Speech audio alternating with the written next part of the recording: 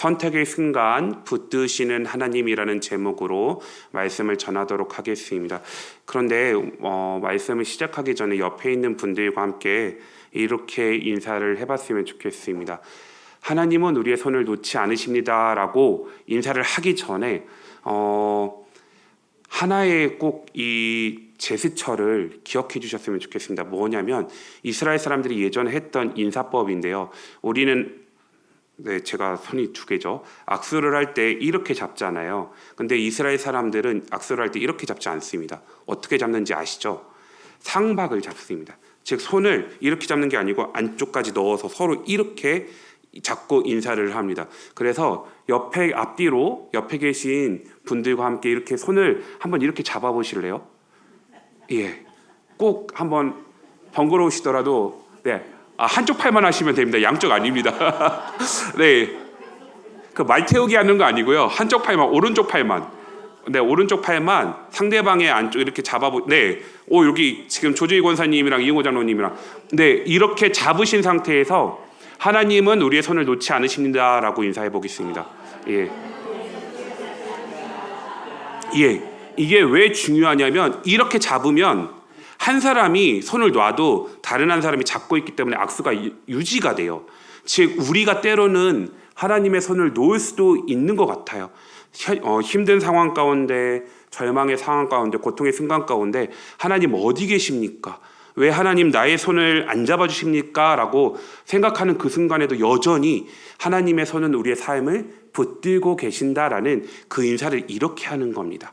이렇게 인사를 하면서 말씀을 좀 시작하고자 합니다. 어떤 순간에도 하나님은 하나님의 백성의 손을 절대로 놓지 않으심을 꼭 기억하셨으면 좋겠습니다. 오늘 말씀을 생각하면서 사실은 이렇게 기도했습니다. 하나님, 꿈 중에 잠을 자면서 꿈꾸는 그 중에 하나님 룻을 좀 만나게 해주세요라고 좀 기도를 했습니다. 왜 그렇게 기도했냐면 오늘 본문의 말씀을 보면서 참으로 정말 기도하면서 고민을 많이 했거든요. 왜냐하면 이 본문의 말씀, 어머니의 하나님이 나의 하나님, 어머니의 백성이 나의 백성, 어머니가 가시는 곳에 머무는 곳에 어머니가 죽는 곳에 나도 함께 하겠다라는 이 고백을 특별히 5월 달에 많은 교회에서 이제 어버이 주일이나 이때 목사님들께서 말씀을 굉장히 많이 전하시더라고요. 효부? 룻. 시어머니를 공경한 룻. 이 말씀들을 5월 달에 특별히 굉장히 많이 하셔서 고민이 굉장히 깊었습니다. 하나님께서 이 룻의 고백을 통하여서 어떤 말씀을 하고 계시는 거지? 그리고 룻은 또 어떤 마음으로 이렇게 고백을 했지? 고민이 깊어지다 보니까 잠들기 전에 하나님, 나 천국에 있는 룻 한 번만 만나게 해주세요. 그래서 한번 물어볼 수 있도록 하나님 한 번만 보여달라고 기도하면서 잠들었던 적이 있었습니다. 그만큼 사실 이 룻의 고백이 어떤 고백인지 너무너무 사실 궁금했습니다. 그러면서 이런 상황들을 생각해 보게 됐습니다. 어떤 상황이었냐면 제가 겪은 상황하고도 사실 맥이 닿는 부분인데요. 어떤 부분이냐면 제가 암에 걸렸었다라고 말씀을 드렸었잖아요. 암이라는 소식을 듣고 딱 그게 이제 확진이 되고 그리고 나서 기도원에 올라가서 기도하면서 개인적으로 많은 변화가 있었습니다. 그 중에 하나가 무엇이었냐면 계속 내가 머지않아 죽는다라고 생각을 하기 시작하니까 내 삶 가운데 그동안에 내가 중요하게 여겼던 것들과 중요하지 않은 것들이 실질적으로 구분이 되기 시작을 하더라고요. 내가 꿈을 이루는 것, 죽음 앞에서 이 꿈이 더 중요한가? 아니면 내가 이루고자 했던 이 계획들, 이것이 나의 죽음보다 더 중요한가? 이런 존재론적인 질문들을 굉장히 많이 하게 되었습니다. 그러면서 이런 질문들을 했던 것 같아요. 어떤 질문이었냐면 내가 만약에 이 암이 치료가 되지 않아서 하나님의 부르심을 받아서 하나님 앞에 선다고 하면 나는 그때 어떠한 고백을 할 수 있을까? 나는 정말 하나님 앞에 서서 주님, 나는 이 세상에서 살면서 나의 이 평생을 주님을 위해서 모든 것들을 헌신하고 주님을 위해서 봉사하고 섬기며 주님의 그 사랑을 전하다 왔습니다라고 자신 있게 이야기할 수 있을까? 아니면 그 순간에 주님 죄송합니다. 제 맘대로 살다가 병 걸려서 왔습니다. 라고 고백할 수 있을까라는 이 존재론적인 근본적인 질문을 하게 되었습니다. 삶이 무너지는 그 순간에 절망 가운데 희망이 사라지는 순간 가운데 사람들은 반드시 겪게 되는 것이 있습니다. 그것이 무엇이냐면 나의 삶 가운데 어떤 것이 정말 중요한지 그 고민들을 삶이 무너질 때 절망 가운데 있을 때만 그런 고민들을 하게 되는 모습들을 보게 됩니다. 우리는 평소에 삶을 살아가면서 내가 중요하게 여기는 것이 무엇인지 잘 알지 못한 채 살아갑니다. 그리고 그런 것들을 잘 모르죠. 그런데 원치 않는 이유로 삶이 무너지기 시작하면 그때야 비로소 본질적인 질문들을 하기 시작합니다. 나의 비참함을 마주하게 되는 그 상황들 가운데서 사람들이 내가 붙들고 있었던 이것이 나의 인생 가운데 정말 중요하다라고 붙들고 있었던 것들이 하나씩 무너지는 그 경험을 통해서 나에게 정말 중요한 것이 무엇인지 알게 되는 그 은혜가 있습니다. 사람은 절망이 오면 돈, 인간관계, 미래, 자기 능력, 자존감 이런 것이 그 절망 가운데서 산산조각 나버립니다. 이것이 내가 평상시에는 정말 중요하게 여기고 중요하다라고 생각을 했지만 그 절망 가운데 내 삶이 송두리째 무너져버린 그 상황 가운데서는 이게 중요하지 않더라고요. 우선순위에서 뒤로 밀리게 되더라고요. 그러면서 나는 도대체 누구인가? 나의 삶 가운데 가장 중요한 것은 무엇인가? 이런 고민들을 하게 되더라고요. 절망이 내 삶이 송두리째 무너지는 이 상황들이 너무나 고통스럽고 힘겹지만 그러나 오히려 하나님 안에서는 사실은 이것이 복입니다. 왜냐하면 이 절망의 깊은 곳에서 실질적으로 내가 중요하게 여겼던 모든 것들이 다 사라지고 정말 제일 중요한 예수 그리스도, 정말 제일 중요한 하나님만 남기 때문에 하나님과 독대할 수 있는 이 시간이 주어지는 이 절망이 오히려 성경은 복이다라고 이야기를 합니다. 이런 것들을 저뿐만이 아니고 우리 성도님들도 지금까지의 삶을 살아오시면서 많이 겪으셨을 것 같아요. 야곱은 야복 강가에서, 요셉은 감옥에서, 모세는 광야에서, 다윗은 자기 아들의 반란으로 도망다니면서, 엘리야는 바알과 아세라의 그 선지자들과 싸움 이후에 로뎀나무 밑에서, 나오미는 남편도 죽고 두 아들도 죽은 그 상황들, 그리고 베드로는 어땠나요?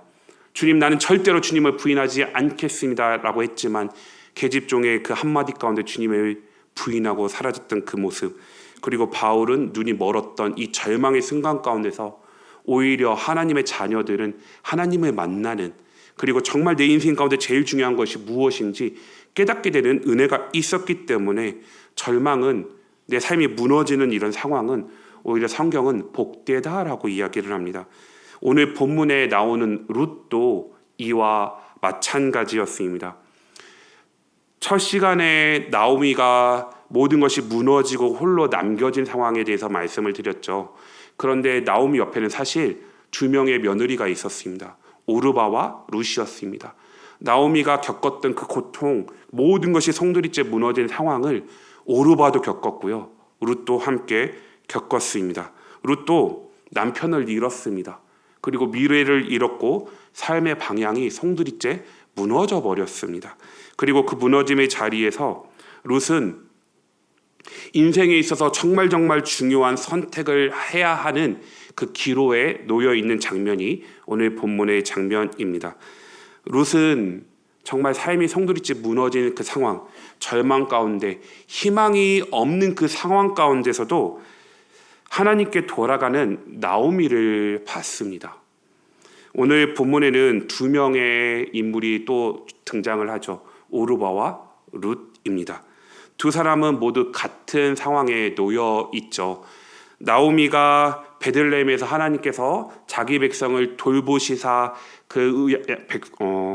양식을 주셨다는 소리를 듣고 모압에서의 생활을 청산하고 다 짐을 싸가지고 길을 나서기 시작합니다. 모압에서 베들레헴으로 돌아가는 그 길 가운데 아무리 생각해도 우리 모압에서 얻은 두 며느리 오르바와 룻은 베들레헴으로 같이 가는 게 좋지 않겠다라고 생각을 하기 시작했죠. 오르바도 룻도 남편도 잃고 미래도 잃고 절망적인 상황 가운데 나오미는 이것을 직시하기 시작했고 돌아가라라고 이야기를 합니다. 이것은 나오미가 며느리들에게 베풀 수 있는 사실 은혜였습니다. 그런데 이런 모습 가운데 오늘 14절의 말씀은 이렇게 이야기해요.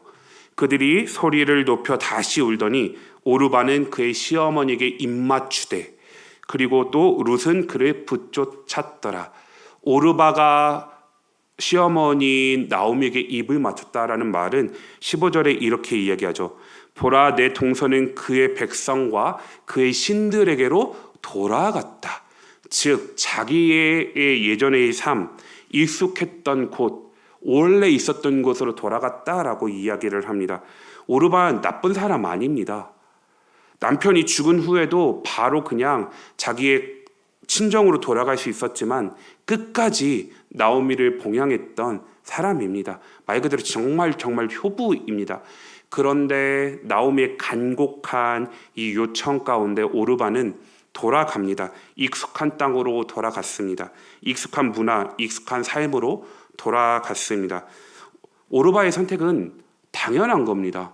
왜냐하면 사람은 절망 가운데 놓였을 때 제일 먼저 선택하는 것이 무엇이냐면 나에게 가장 익숙한 것, 내가 해왔던 방식, 방법, 이것들을 선택을 하거든요. 그의 모습처럼 오르바는 자신에게 원래 살아왔던 그 삶의 터전, 그 배경, 자기의 백성, 자기가 원래 섬겼던 신에게로 그냥 돌아갔습니다. 절망 가운데 오르바가 할 수 있었던 일은 그냥 원래 자기의 삶의 터전, 옛 정체성으로 돌아가는 모습이었습니다. 그런데 성경은 오르바에게 주목하지 않죠. 룻에게 주목합니다.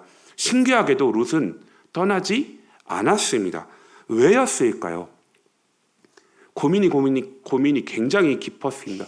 왜 똑같은 상황 가운데 똑같이 절망과 삶이 무너진 상태에 있는 상황 가운데 오르바는 옛 정체성대로 옛 삶의 모습으로 돌아갔고 룻은 돌아가지 않고 낯선 이방 땅 여인인 나오미, 유다 사람인 나오미를 따라가겠다라고 붙들고 있을까? 이 부분 때문에 굉장히 고민이 깊었습니다. 그러면서 룻기 1장에 2장에 3장 4장의 내용들을 쭉 보면서 한 가지를 보게 되었습니다. 그게 무엇이냐면 나오미가 하는 대답들이었습니다. 나오미가 하는 대답의 주어들이 어떻게 쓰이냐면 여호와의 손이 여호와께서 너희에게, 나오미가 며느리들과 대화할 때 그리고 다른 사람들과 이야기할 때요, 주어가 여호와께서였어요. 즉 나오미는 모든 것이 무너지고 절망 가운데 있는 상황 가운데서도 믿음이 흔들리고 연약하고 갈팡질팡하고 있었지만 여호와에 대한 이 신앙, 이것들은 붙들고 있었던 것 같아요. 그래서 여호와의 손이 여호와께서 너희에게라는 이 워딩들을 계속 쓰더라고요. 오르바는 비록 자기의 옛 정체성, 익숙한 곳으로 돌아갔지만 룻이 돌아가지 않았던 이유는 룻은 나오미가 붙들고 있었던 그 하나님을 보았구나. 절망 가운데서도 모든 것이 무너진 상황에서도 나오미는 하나님의 신앙을 가지고 있었고 이 모습을 룻은 오랫동안 지켜봤구나. 룻이 본 나오미의 모습은 잘 나가던 모습이 아니었습니다. 모든 것이 다 망해버린 삶의 기반이 없고 절망 가운데 있었던 모습, 완벽한 믿음도 아니었습니다. 강한 모습도 아니었습니다. 하지만 룻은 보았습니다. 모든 것이 송두리째 무너졌지만 결국 하나님께로 돌아가는 나오미, 그가 섬기는 하나님에 대해서 룻은 보았습니다. 상처 입었지만 하나님의 백성의 자리로 돌아가는 사람 나오미를 보았습니다. 룻이 나오미의 강함보다 무너진 자리에서도 결국은 하나님께로 돌아가고자 하는 이 신락 같은 희망을 붙들고 있는 나오미의 그 신앙을, 그리고 나오미가 섬기는 하나님을 룻은 보았습니다. 어쩌면 이게 정말 믿음이 이지 않을까라는 생각이 들기도 합니다. 믿음은 무너지지 않는 것이 아닙니다.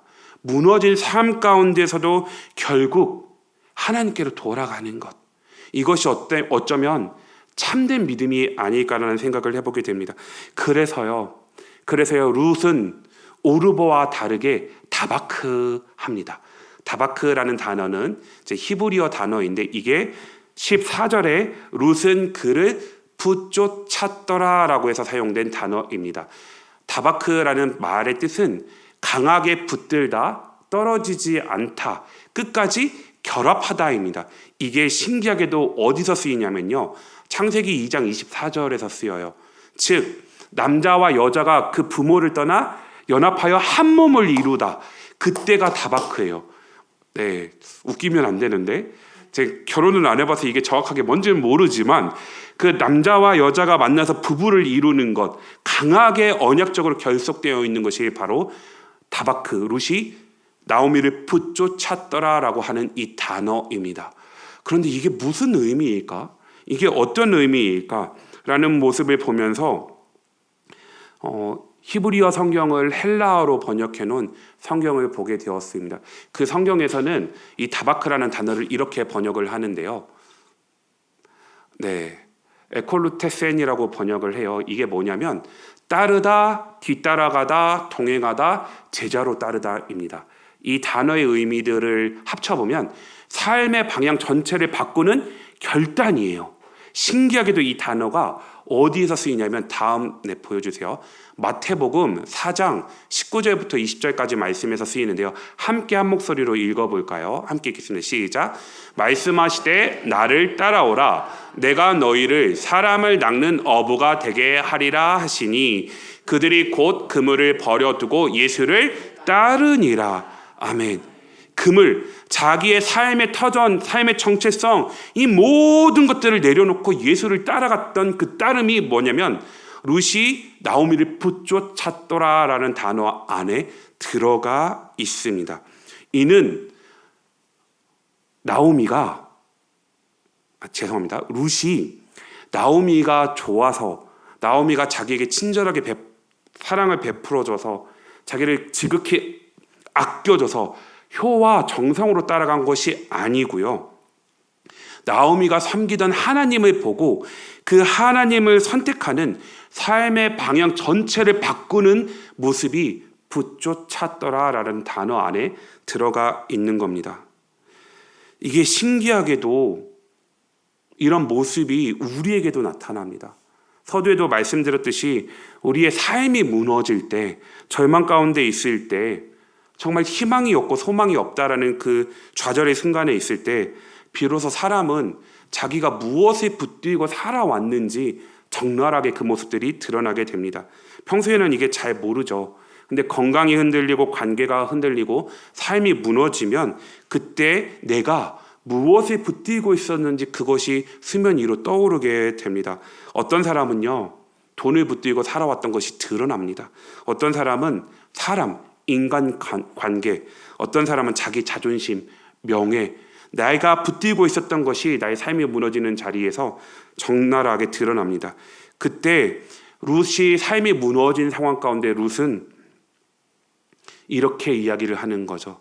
하나님 없는 익숙함보다 하나님 있는 낯설음을 붙들었다라고 이야기하는 겁니다.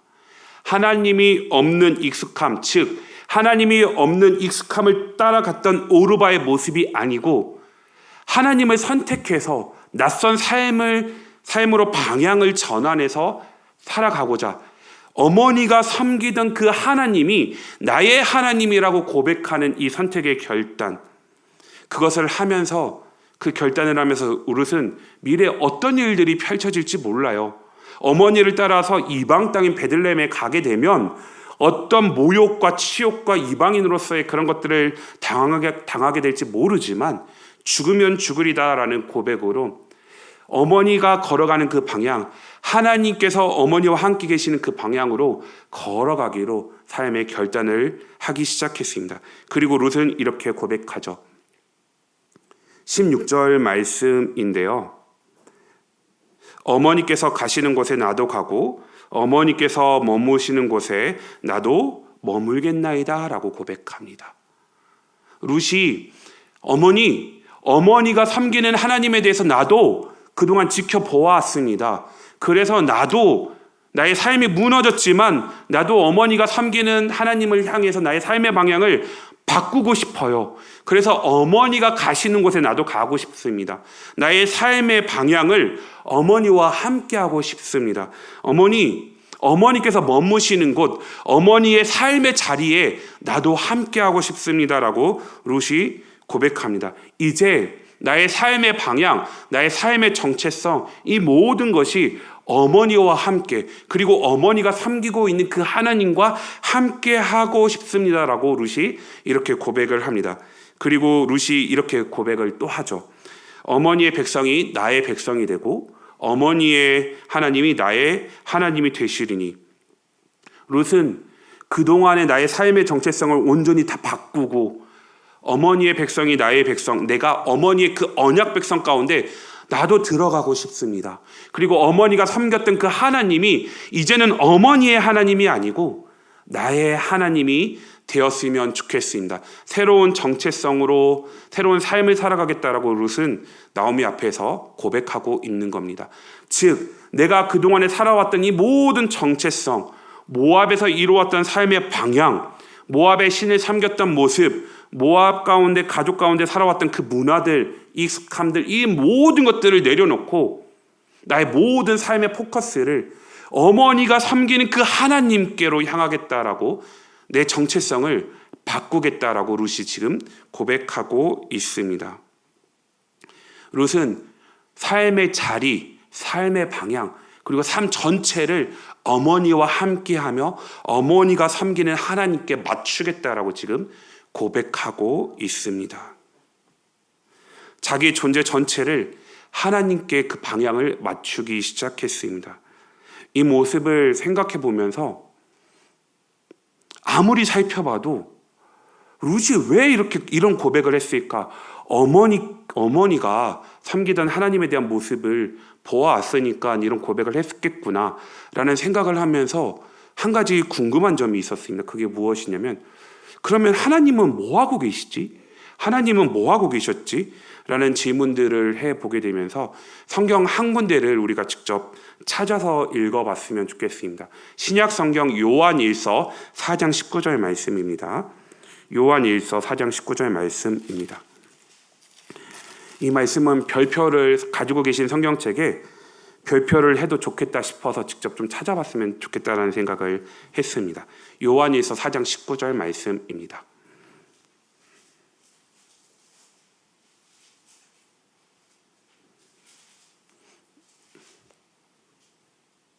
함께 읽겠습니다. 우리가 사랑함은 그가 먼저 우리를 사랑하셨음이라. 아멘. 사실 오늘 본문에서 표면적으로는요, 룻이 하나님을 선택한 것처럼 보입니다. 표면적으로는 룻이 나오미를 선택한 것처럼 보입니다. 그런데 성경은 그 표면적인 이유 뒤에 진짜 이유에 대해서 말합니다. 무엇이라고 말하죠? 하나님께서 먼저 룻을 붙들어 주신 겁니다. 하나님께서 먼저 이방 여인이었던 이 룻을 붙드셔서 언약의 백성 자리로 초대하고 계셨다라고 성경은 사실 이야기합니다. 왜냐하면 룻이 가는 길은 사실 룻에게는 험한 길입니다. 모압 여인이 베들레헴으로 갑니다. 앞으로 어떤 일이 생길지 몰라요. 보장받을 수 있는 거 하나도 없습니다. 그리고 차별받을 수도 있고요. 심지어 가서 뭘 해먹고 살아야 될지 막막합니다. 그럼에도 불구하고 하나님을 선택하는 이 룻, 어떻게 보면 룻의 신앙이 굉장히 대단하다라고, 물론 대단한 거 맞죠. 거기서 멈출 수 있지만 성경은 그 룻의 신앙 이면에 하나님께서 먼저 룻을 선택하고 붙드셨음을 이야기합니다. 룻의 삶의 방향을 룻이 선택하고 바꿀 수 있도록 하나님께서 먼저 나오미를 통해서 일하고 계셨음을 볼 수 있습니다. 이 모습이 우리의 삶도, 우리의 인생도 그렇지 않나요? 우리가 우리 스스로 하나님을 붙들고 여기까지 왔다라고 생각이 들지만 사실은 하나님께서 우리를 먼저 붙들고 계셨습니다. 우리가 너무나 힘들고 지쳐서 어려워서 삶의 희망이 보이지 않아서 절망 가운데서 고통 가운데서 때로는 종종 하나님의 손을 놓은 것처럼 믿음이 없는 사람의 모습처럼 살아가는 이 모습도 있었지만 그때 여전히 하나님의 손은 우리를 붙들고 계셨습니다. 포기하고 싶은 순간도, 기도가 나오지 않았던 밤도, 눈물로 하염없이 지내야 했던 그 순간도, 이제는 끝났다, 이제는 희망이 없다, 나에게는 미래가 없다라는 그 순간도 여전히 하나님은 우리의 삶을 붙들고 계셨음을 이 룻기를 통해서, 룻의 고백을 통해서 사실 보여주고 있습니다. 이 모습을 생각하면 얼마나 감사한지 모르겠습니다. 삶의 고비고비마다, 어려움의 순간마다 오랜 시간 기도해오지만 해결되지 않는 이 기도 제목들 가운데 하나님 응답하실까? 하나님이 내 기도 듣고 계실까? 하나님을 믿는데 나의 삶은 왜 이래야 돼요? 왜 이렇게 고통스러워야 돼요? 왜 이렇게 힘들어야 돼요? 하나님, 나 이제 하나님 잘 믿는 거 포기하고 싶습니다. 하나님, 그냥 내 인생 될 대로 그냥 내버려 두고 싶습니다. 하나님 알아서 하십시오. 하나님 마음대로 하십시오. 이렇게 하염없이 이런 한숨과 같은 고백이 나오는 순간에도 하나님은 여전히 하나님의 섭리의 방식으로, 하나님의 손으로 우리의 삶을 붙들고 계셨음을 성경은 이야기합니다. 말씀을 맺도록 하겠습니다. 사랑하는 성도님들, 우리의 삶이 무너지기 시작하면 너무나 고통스럽고 비명이 나오지만 그 절망이 오고 삶이 무너지는 그 상황 가운데 우리는 그때 비로소 본질적인 질문들을 하게 됩니다. 그리고 그 순간 우리가 그동안 무엇을 붙들고 살아왔는지, 내가 무엇을 의지하면서 살아왔는지 그것들이 드러납니다. 그 가운데 하나님께서 원하시는 것, 여전히 하나님은 우리의 삶을 포기하지 않으셨고 우리를 인도하고 계셨다라는 것, 그 모습을 잘 보여주는 것이 룻의 다바크입니다. 룻이 어머니를 붙쫓았던 모습입니다. 끝까지 룻은 붙들었습니다. 그리고 자기의 삶과 자리와 죽음까지 하나님께 방향을 맞추기 시작했습니다. 그런데 성경은 여기서 더 깊은 이야기를 들려줍니다. 룻이 하나님을 붙든 것 같지만 사실은 하나님께서 룻을 붙들고 계셨다라고. 선택의 순간 붙드시는 분은 하나님이셨다라고. 룻을 이렇게 붙드셨다면 우리는 그냥 내버려 두실까요? 아닙니다. 하나님께서 룻을 이렇게 붙드시는 모습은 너희도 내가 그렇게 붙들 거야. 너희도 내가 그렇게 책임질 거야. 절망 가운데, 좌절 가운데 너가 붙들고 있었던 그 모든 것들이 다 사라지고 온전히 나만 남은, 내 인생에서 가장 중요한 것이 나 여호와임을 고백하는 그 순간, 그것들을 내가 기다리고 있었고 그 가운데 여전히 내가 너의 삶을 붙들고 인도할 거야. 그러니 안심해. 무너졌다고, 고통스럽다고, 좌절이 찾아와서 희망이 없다고 소망의 끈을 놓지 말고 여전히 너의 삶을 붙들고 있는 나를 바라봐라고 말씀하고 계십니다. 그 소망이, 그 믿음이 우리 성도님들의 삶 가운데 가득가득 넘쳤으면 좋겠습니다. 그 은혜가 우리를 살게 합니다. 그 은혜만이 우리의 삶을 인도하는 줄을 고백했으면 좋겠습니다. 이 시간 함께 기도했으면 좋겠습니다. 우리의 삶이 무너지는 그 순간에 하나님은 우리의 삶을 여전히 지키고 보호하시며 우리와 함께 계시고 우리의 손을 놓지 않으셨습니다. 그 하나님을 바라보면서 소망을 가지시길 예수님의 이름으로 축복합니다. 하나님, 그 은혜가 나의 삶 가운데 가득 넘치게 해주시길 원합니다. 절망 가운데, 좌절 가운데, 나의 삶이 무너져버린 그 상황 가운데서도 하나님의 손이 나를 놓지 않고 계심을 믿고 여호와께 소망을 둠으로 말미암아 다시금 일어날 수 있는 은혜를 허락하여 달라고, 그리고 또한 우리 교회 가운데, 우리 성도님들 가운데 모든 것이 무너져버린 상황, 삶의 의미가, 희망이 사라진 그 좌절과 같은 상황에 있는 성도님들이 계시다면 그분들을 위해서 기억하시고 함께 기도해 주셨으면 좋겠습니다. 하나님, 그 성도님의 삶을 놓지 말아 주십시오. 하나님, 끝까지 여호와의 손이 그의 삶을 인도하여 주시고 하나님의 놀라운 은혜를 허락하여 주셔서 하나님의 붙드는 소망 가운데 다시금 힘을 얻을 수 있게 해달라고 이 시간 나 자신과 우리 가정과 우리 교회 성도님들을 위해서 함께 기도하고 제가 기도하고 축도로 예배 마치도록 하겠습니다. 함께 기도하겠습니다.